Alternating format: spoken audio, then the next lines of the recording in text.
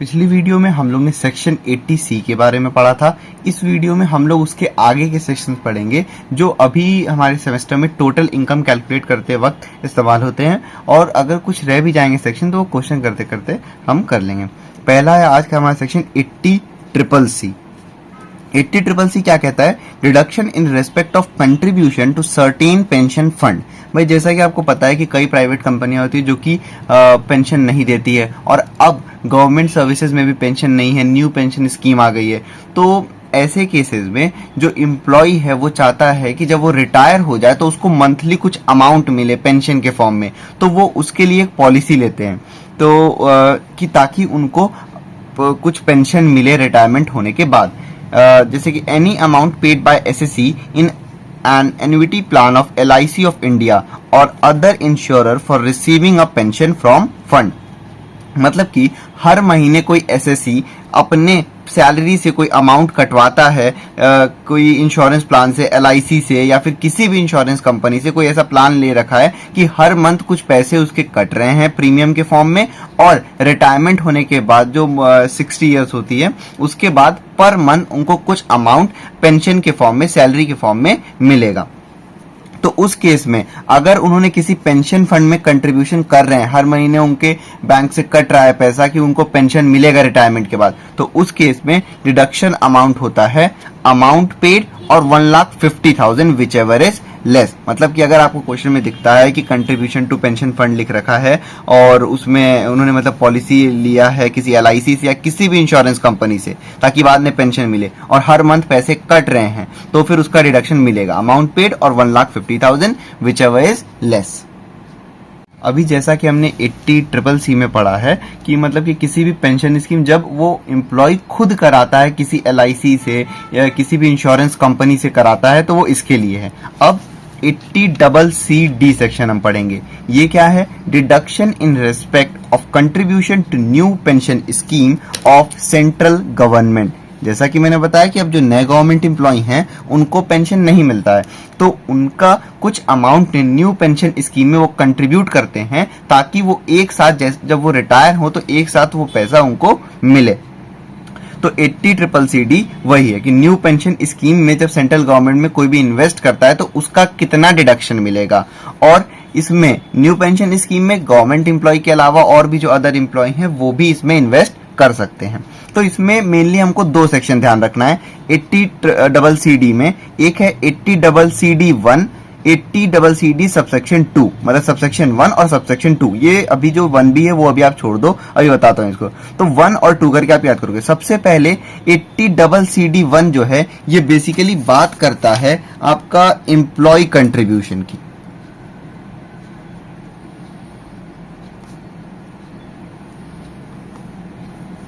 और जो ये 80CCD सबसेक्शन 2 है वो एम्प्लॉयर कंट्रीब्यूशन की बात करता है। एम्प्लॉयर कंट्रीब्यूशन जैसे कि आप प्राइवेट एम्प्लॉय हैं तो एम्प्लॉयर कंट्रीब्यूशन जो उनका मालिक है उस कंपनी का वो, और अगर वो गवर्नमेंट एम्प्लॉय हैं सेंट्रल गवर्नमेंट या स्टेट गवर्नमेंट तो वहां पे एम्प्लॉयर की जगह पे वो सेंट्रल गवर्नमेंट और स्टेट गवर्नमेंट एम्प्लॉयर हो जाएंगे। ठीक है, तो पहले हम 80CCD1 देख लेते हैं जो कि एम्प्लॉय कंट्रीब्यूशन के केस में डिडक्शन की बात करता है। 80CCD1 जो है दो अलग अलग केस है उसका, एक सैलरीड एम्प्लॉयज और एक अदर इंडिविजुअल। भाई जैसा कि अभी आपको बताया कि जो 80CCD सेक्शन है ये न्यू पेंशन स्कीम में जो कंट्रीब्यूशन होता है उससे रिलेटेड डिडक्शन है, और न्यू पेंशन स्कीम में सिर्फ सेंट्रल गवर्नमेंट और स्टेट गवर्नमेंट के एम्प्लॉय ही नहीं, और भी जो अदर एम्प्लॉय हैं जो प्राइवेट एम्प्लॉय हैं वो भी चाहे तो अपना पैसा न्यू पेंशन स्कीम में इन्वेस्ट कर सकते हैं। तो दो अलग अलग कंडीशन हुआ उनका। एक सैलरीड एम्प्लॉय, तो उनका पहले कंडीशन देख लेते हैं, फिर एक अदर इंडिविजुअल जो है उनका। तो सैलरीड एम्प्लॉय का क्या है? Amount deposited by the employee और 10% ऑफ सैलरी। अब यहाँ सैलरी का मतलब है बेसिक सैलरी प्लस DA। तो आप क्या करोगे, जैसे क्वेश्चन में अगर बोल दिया कि एम्प्लॉय ने कंट्रीब्यूट किया है न्यू पेंशन स्कीम में, तो वो अमाउंट और 10% ऑफ सैलरी जो कि बेसिक सैलरी प्लस DA रहेगा, इन दोनों अमाउंट में से जो भी कम होगा उतना डिडक्शन मिल जाएगा। ठीक है, अदर इंडिविजुअल के केस में क्या है, मतलब कि जो सेंट्रल और स्टेट गवर्नमेंट एम्प्लॉय नहीं है, जो मतलब इंडिविजुअल हैं वो अपना बस पैसा इन्वेस्ट कर रहे हैं ताकि उनको बाद में मिले। तो amount deposited by an SSC और 20% ऑफ ग्रॉस टोटल इनकम। वही सेम चीज कि जितना अमाउंट उन एसएससी उन इंडिविजुअल ने जितना अमाउंट कंट्रीब्यूट किया होगा वो, या फिर 20% उनका ग्रॉस टोटल इनकम उस साल का, तो उन दोनों में से जो भी लेस होगा वो। ठीक है, तो 80CCD1 आप लोग समझ गए होंगे, सैलरीड एम्प्लॉय का है कि डिपॉजिटेड बाय एम्प्लॉय और 10% ऑफ सैलरी, और अदर इंडिविजुअल है तो जितना अमाउंट डिपॉजिट किया है 20% of GTI which ever is less. ठीक है, उसके बाद आता है 80CCD1B जो यहाँ पे मैंने छुड़वाया था। सबसे पहले 80CCD1B से पहले आप एक चीज जान लो कि जैसा कि हमने इससे पहले वीडियो में जो पढ़ा है 80C, उसका मैक्सिमम डिडक्शन हमने पढ़ा था 1,50,000 रुपीज, कि उसका मैक्सिमम डिडक्शन है 1,50,000। वैसे ही हमने पढ़ा था कि 80CCC जो है उसका भी मैक्सिमम डिडक्शन 1,50,000 है, और सेम ऐसे ही 80CCD1 का भी है। लेकिन एक चीज आपको ध्यान रखना होगा, अगर एक ही जब आप किसी का भी ग्रॉस टोटल इनकम कैलकुलेट कर रहे हो और वहां जब डिडक्शन प्रोवाइड करते हो, अगर वहां पे 80C अकेले है तो आप 1.5 लाख रुपए का डिडक्शन दो। 80CCC अकेले है तो उसका मैक्सिमम 1.5 लाख का है। 80CCD1 अकेले है तो उसका। लेकिन अगर क्वेश्चन में वो मतलब कि जब आप टोटल इनकम कैलकुलेट कर रहे हो उसमें 80C, 80CCC और 80CCD1, ध्यान रखना 80CCD2 की बात नहीं हो रही है। तो एक सेक्शन है 80CCE, वो ये कहता है कि 80C सेक्शन, 80CCC सेक्शन और 80CCD सबसेक्शन 1, इन तीनों का सम एग्रीगेट मैक्सिमम 1.5 लाख रुपए से ज्यादा नहीं होना चाहिए। The aggregate amount of 80C, 80CCC, 80CCD1 shall not exceed ₹1,50,000। भाई उसी सेम क्वेश्चन में 80C में कुछ अमाउंट होगा, 80CCC में हो गया और 80CCD1 में, उन तीनों का अमाउंट मिला के आप 1.5 लाख रुपए से ज्यादा डिडक्शन नहीं दे सकते। वो अलग बात थी कि हमने पढ़ा है कि उसका मतलब कि मैक्सिमम डिडक्शन 1.5 लाख, लेकिन वो तब है जब वो अकेले दिया रहेगा। लेकिन अगर उसी क्वेश्चन में ये तीनों साथ में हैं तो इन तीनों का अमाउंट आप देख लेना ऐड करके, 1.5 लाख रुपए से कम है तो ठीक है, 1.5 लाख रुपए से ज्यादा है तो नहीं, सिर्फ 1.5 लाख रुपए तक आप डिडक्शन देना। पहली चीज ये हो गई। अब आ जाओ इस सेक्शन पे 80CCD1B क्या कहता है। 80CCD1B जो है ये एक्स्ट्रा 50,000 रुपीज डिडक्शन देता है।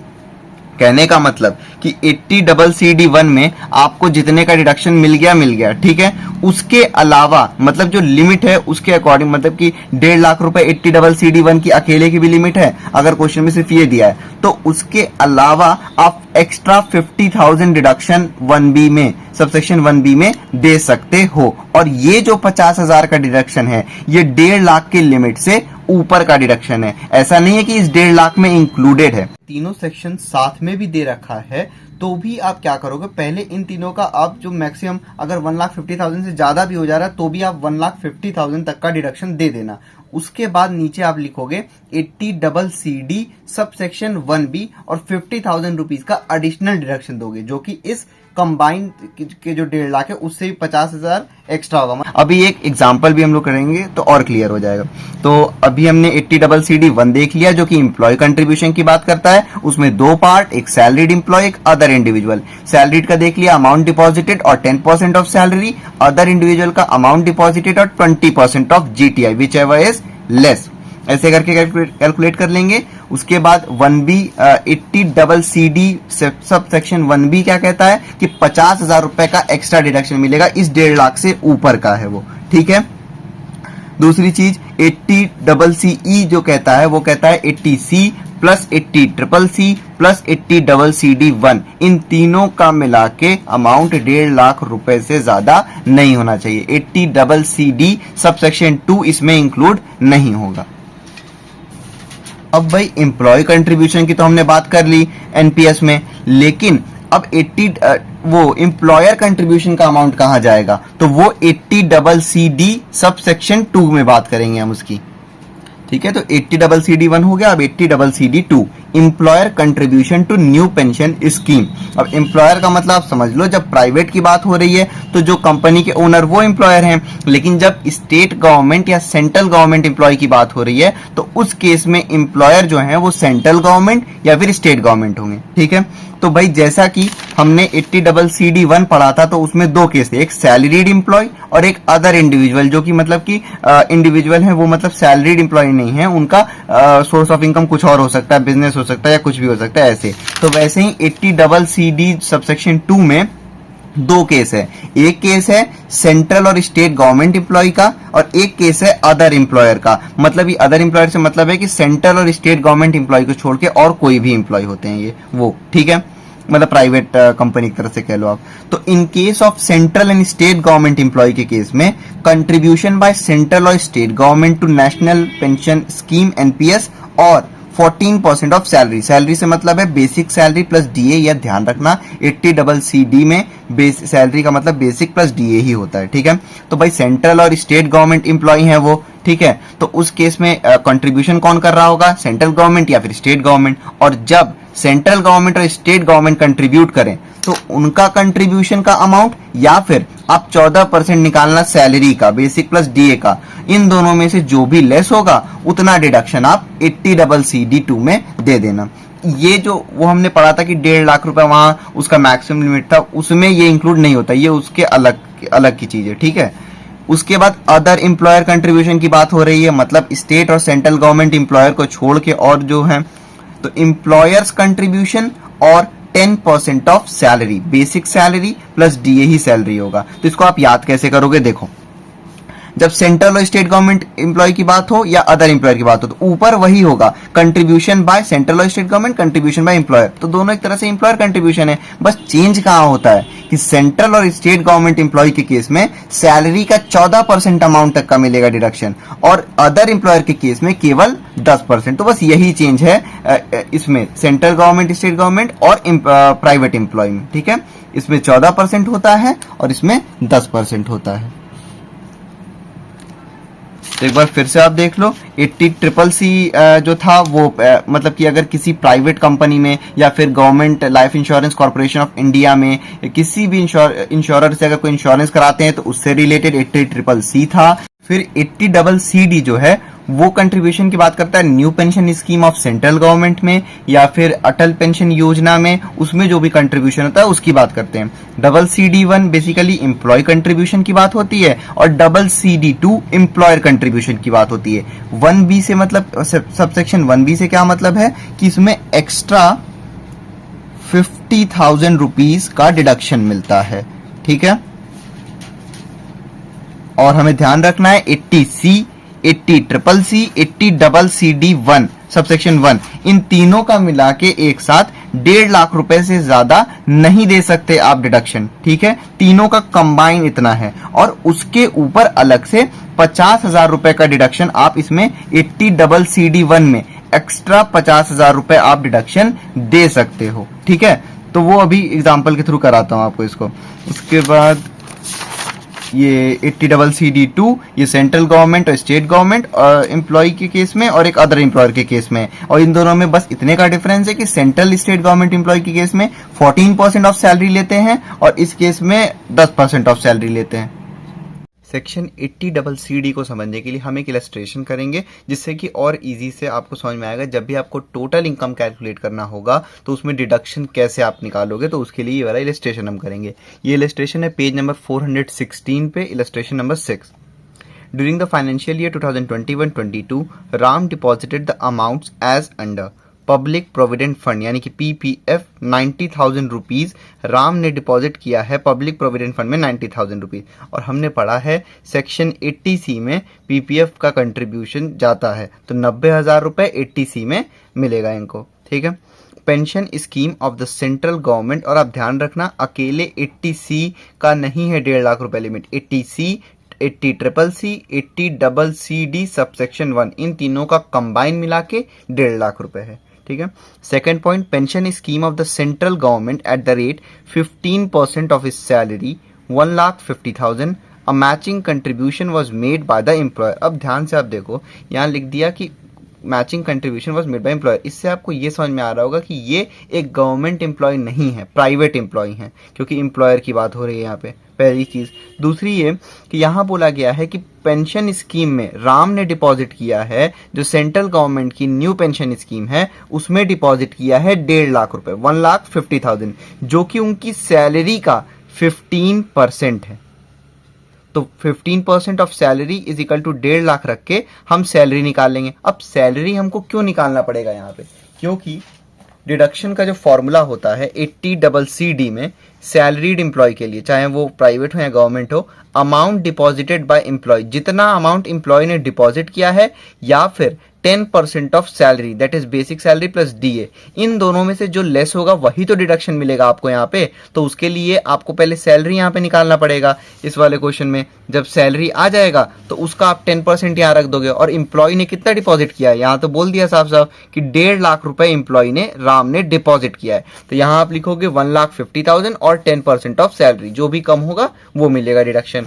उसके बाद नीचे आपने देखा यहाँ पे लिखा है अ matching contribution was made by the employer, यानी कि 15 भाई एम्प्लॉय कितना कंट्रीब्यूट कर रहा था, 15%, यानी कि एम्प्लॉयर भी 15% ही कर रहा होगा।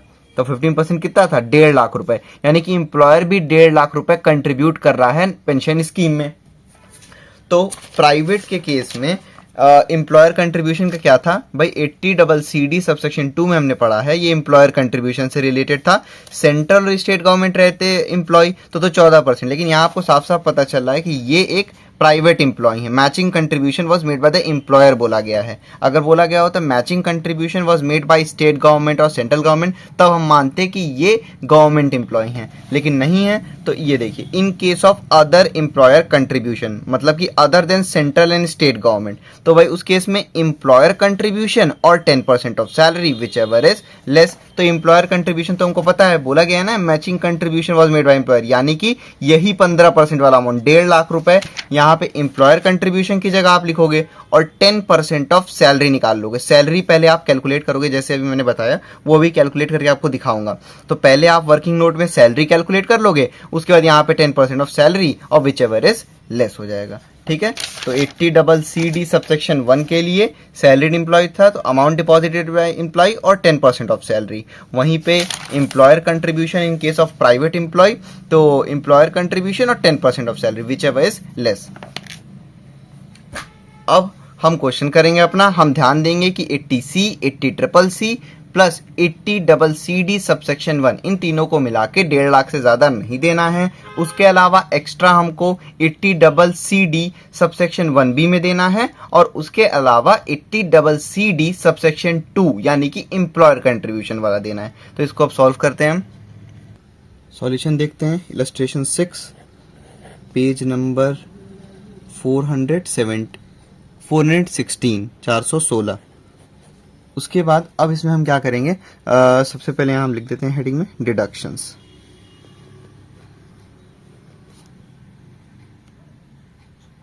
तो सबसे पहले दे रखा है पीपीएफ, तो भाई पब्लिक प्रोविडेंट फंड कौन से सेक्शन में मिलता है, अंडर सेक्शन 80C में। कोई भी पीपीएफ में आप कंट्रीब्यूट करते हो तो उसका 80C में आपको मिलता है डिडक्शन। तो 90,000 रुपीज़ आप पहले पूरा अमाउंट लिख लो, बाद में हम लिमिट से मैच करेंगे। उसके बाद सेकंड है यहाँ पे pension scheme of central government. तो सबसे पहले हम 80CCD 1 का कर दें, कहने का मतलब सिर्फ एम्प्लॉय का, एम्प्लॉयर वाला तो हम लास्ट में करेंगे। क्यों, क्योंकि एम्प्लॉय वाला जो कंट्रीब्यूशन है वो आता है 80CCD सबसेक्शन 1 में, और वही है हमारे लिमिट में जो तीनों कंबाइन होता है। 80CCD 2 यानी कि एम्प्लॉयर कंट्रीब्यूशन इस लिमिट से बाहर होता है। तो पहले हम ये वाला करेंगे। तो भाई देखो यहाँ पे दे रखा है, अब हम निकालेंगे pension scheme under section 80CCD। ठीक है, तो यहाँ पे अभी हमको 80CCD 2 वाला आप छोड़ दो, सबसे पहले 80CCD सबसेक्शन 1 वाला हम सॉल्व करेंगे। तो उसके लिए हमको पहले वर्किंग नोट में जाना होगा। तो अब आप ये अलग से लिख लोगे, वर्किंग नोट 80CCD सबसेक्शन 1। तो 80CCD सबसेक्शन 1 में दो केस थे, एक सैलरीड एक अदर, यहाँ पे सैलरीड वाला है। तो सैलरी में आप देख लो अमाउंट डिपॉजिटेड बाय एम्प्लॉय और 10% ऑफ सैलरी था। तो यहाँ आप लिखोगे अमाउंट डिपॉजिटेड बाय एम्प्लॉय, यानी कि जो यहाँ पे एम्प्लॉय कौन है, राम है, और 10% ऑफ सैलरी। और सैलरी क्या है यहाँ पे, सैलरी है बेसिक प्लस डीए। इन दोनों में से जो लेस होगा वही आप दोगे यहाँ पे। तो भाई देखो अमाउंट डिपॉजिटेड बाय एम्प्लॉय कितना है, बोला गया है pension scheme of central government में राम ने डिपॉजिट किया है 15% ऑफ इस सैलरी, जो कि 1.5 लाख रुपए है। इतना अमाउंट डिपॉजिट किया है राम ने। अब 10% ऑफ सैलरी यहाँ पे हम कैलकुलेट करेंगे, 10% ऑफ सैलरी। तो पहले सैलरी तो हम कैलकुलेट कर लें। सैलरी कैसे कैलकुलेट करेंगे वो देखो आप, बोला गया है क्वेश्चन में 15% ऑफ राम सैलरी, लिखा है ना 15% ऑफ इस सैलरी। तो बोला गया pension scheme of central government at the rate 15% of salary, कितना, 1.5 लाख रुपए। भाई तो सैलरी का ही तो 15% 1.5 लाख रुपए हुआ है, तो सैलरी यहां से आप कैलकुलेट कर लोगे। ये यहाँ पे हो गया 15/100, ये ऑफ से मतलब होता है इनटू, यानी कि multiply, salary is equal to 1.5 lakh रुपए। ठीक है, उसके बाद सैलरी आप यहीं पे लिखे रहने दोगे। ये 100 यहाँ डिवाइड हो रहा है पूरे से, तो वहां इनटू हो जाएगा 1,50,000 इंटू 100 डिवाइड बाय 15। ये यहाँ मल्टीप्लाई हो रहा था पूरे से, इसलिए 15 यहाँ पे जाके डिवाइड हो गया, और 100 यहाँ डिवाइड हो रहा था तो 100 यहाँ पे मल्टीप्लाई हो गया। ठीक है, इसको आप सॉल्व कर लोगे, 15 1 15, ये हो गया 10,000 रुपीज। 10,000 इंटू 100 आप कर लो, तो ये हो गया आपका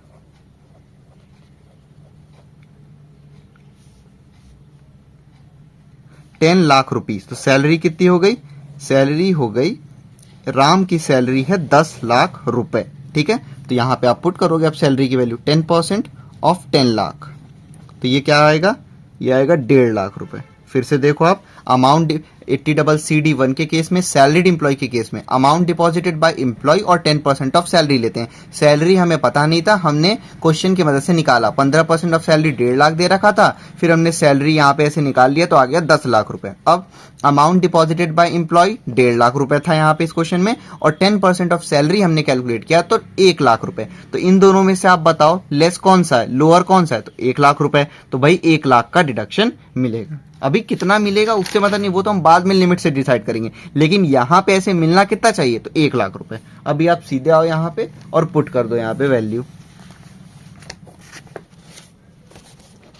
ये हो गया आपका 1 lakh rupees.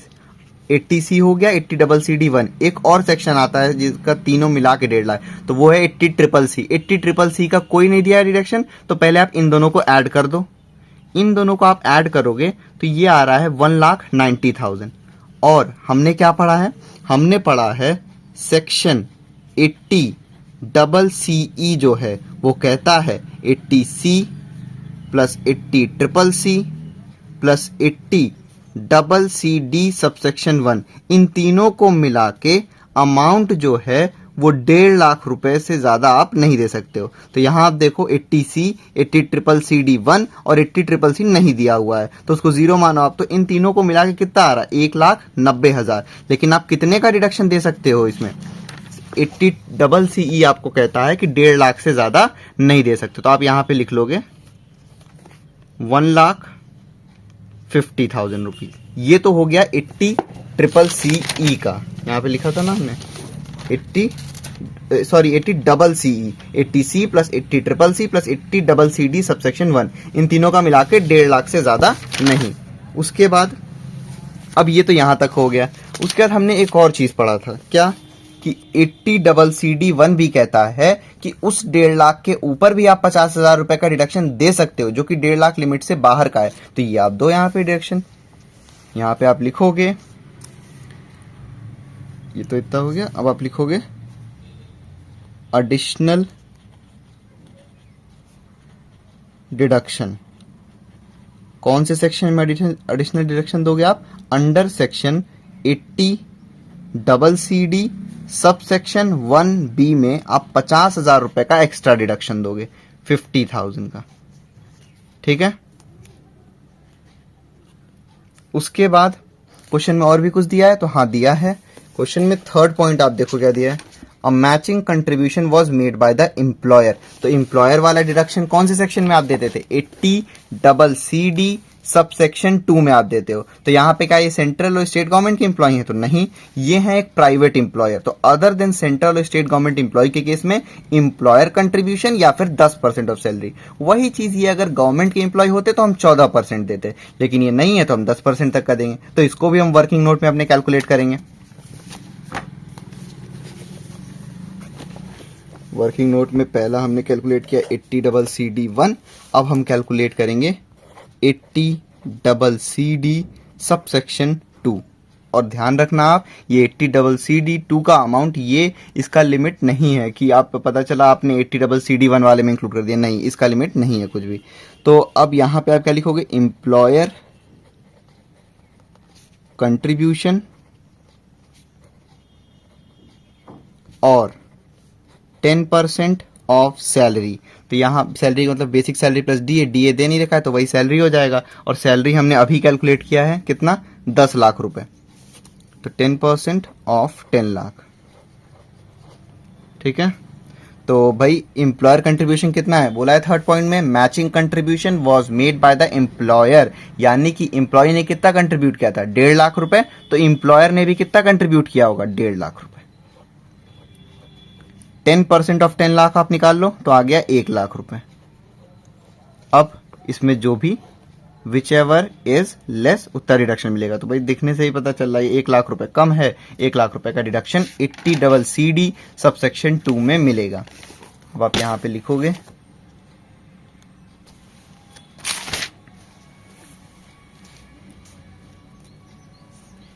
Section 80CC sub section 2 employer contribution.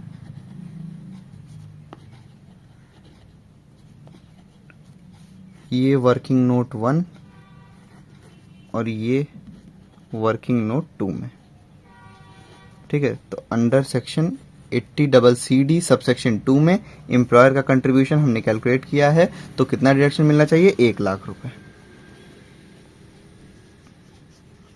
ठीक है। तो अब आप इन तीनों को ऐड करोगे, 1,50,000 प्लस 50,000 2 लाख, 2 लाख प्लस 1 लाख, ये हो गया आपका 3 लाख रुपीज। तो डिडक्टेबल अमाउंट कितना होगा, डिडक्टेबल